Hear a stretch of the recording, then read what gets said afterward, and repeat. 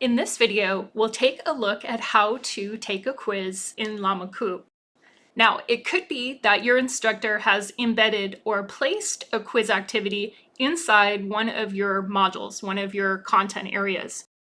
But you can always go to quizzes on the nav bar to see a list of your quizzes. Your instructor might publish all of your quizzes for the term, so you can see when they're due and when they're available from day one of your course, or they might publish them as the quiz nears. So that's up to your instructor if you have questions, and ask your instructor for clarification. Looking at the quiz list, I can see some basic information such as the due date and availability. I can tell if the quiz has been graded, and I can see how many attempts I can take on the quiz. To access the quiz, I simply click on the quiz name. So in this case, I'll click on Module 1, and I'll see some pre-quiz information. So at the top, under description, I might see notes that my instructor has placed on the quiz. Below that, I'll see the quiz details, which really are information about me and also the settings that the instructor has placed on the quiz. So in this case, I can see that I have a 2-hour time limit, 120 minutes. I can see when the quiz is due by, and I'll see how many chances or attempts that I'm allowed on the quiz. And in this case, I can see I have 2 attempts. I have not started the quiz yet. You can always click onto this main page to review directions and instructions. When you're ready to take the quiz, that's when you can click the blue button that says Start Quiz and begin the assessment. What I see here is on the top left corner how many quiz questions are available, and there are 10 quiz questions. And I can tell that from the tiles in the top left corner. If I scroll down the page, I can also verify there are 10 questions. Now, some instructors place all of their questions on one page, and some only ask one question at a time. So that format is up to your instructor if they want to let you see all the questions at once, or if they want to keep one question on a page. Additionally, some instructors prevent what is called backtracking, meaning if you completed a question and moved on, you cannot go back. And again, that should be clear on the main quiz page where the settings have been displayed.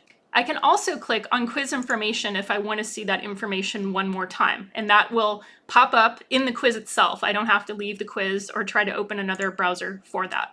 In the top right corner, I can see how much time is left in the time limit that was set, so 2 hours. So as I take the quiz, and I'm just randomly clicking on buttons here just to do this, I have now answered 4 questions. And the tiles on the top left corner indicate that I have answered 4 questions. If I was to scroll down to the bottom of the quiz and submit the quiz with only 4 of the 10 questions answered, I'll get a warning that tells me, hey, you still have some questions to answer. So I can go back to the questions if I accidentally click that button. But let's just say I want to go ahead and submit the quiz.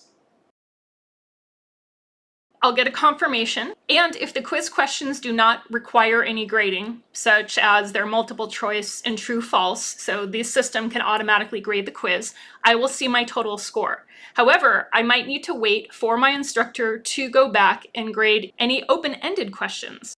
So let's say I wanted to go back and take the quiz again. I see that I've taken 1 attempt. I can click here on the breadcrumb that says quiz list and go back to the main page. And I can see that I have 1 more attempt left. So I'll go in again, I'll start the quiz, I'll just randomly answer questions here. But you can see there are also some fill-in-the-blank questions, and there are open-ended questions. So these are the types of questions that your instructor is going to need to grade. And hopefully your instructor has communicated how long it takes them to grade their quizzes, and will indicate when your grading feedback is released. Another area to note is how your grade is going to display. In this sample, we see that the overall grade is highest attempt. Your instructor might have your final overall grade calculated in a different manner, such as lowest attempt, average of all attempts, or your first or last attempt out of the series of attempts provided. You can always set your notification settings.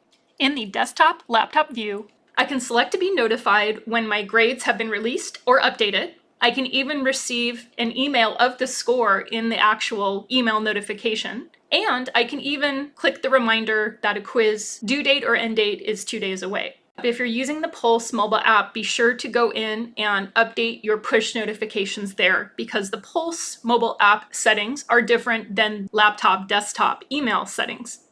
You can always go to the organizational nav bar and click on Brightspace Community to be taken to the Brightspace documentation. And there are tutorial videos as well as web page walkthroughs on how to take quizzes.